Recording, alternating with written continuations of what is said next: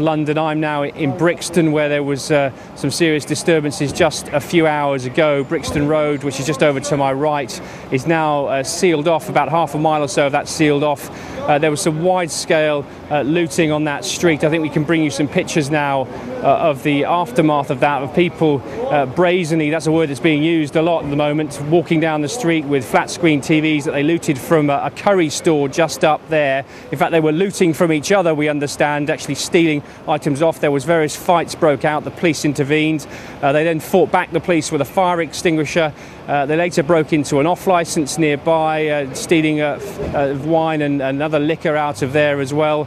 And now this area still sealed off. There's 6 fire engines here in Brixton. Ironically, this is just a stone's throw from Brixton Police Station, which is just over here on the other side of the road if we swing round. But as I say, it's a copycat situation according to the police.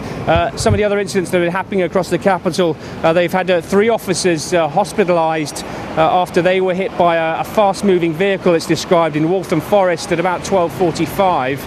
They were making some arrests in Chingford Mount when they were injured, those officers, as I say, in hospital.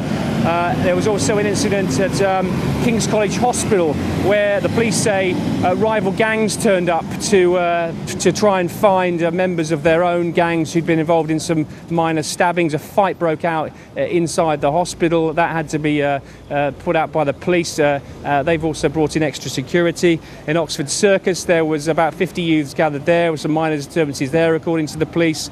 In Walthamstow, there's also been some incidents where a British Home Stores store was looted. In Islington, a police windscreen, I think you touched on earlier, that was smashed by rioters there. Rioters perhaps too strong, but at least a gathering of youngsters there. And in Ponders End, a Tesco store has been looted. So we have some wide-scale disturbances right across the capital, spreading out, I guess, from what happened in Tottenham. I've spent the earlier part of this evening in Tottenham. That is, in fact, very quiet this evening. Obviously, a lot of police down there. That whole area is still cordoned off.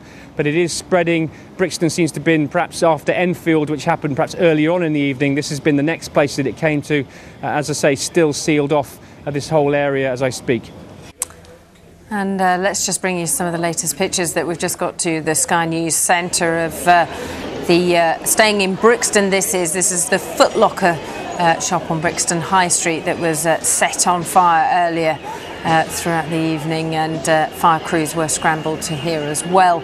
As you can see, many people on the streets, but the Foot Locker store in Brixton High Street also set on fire.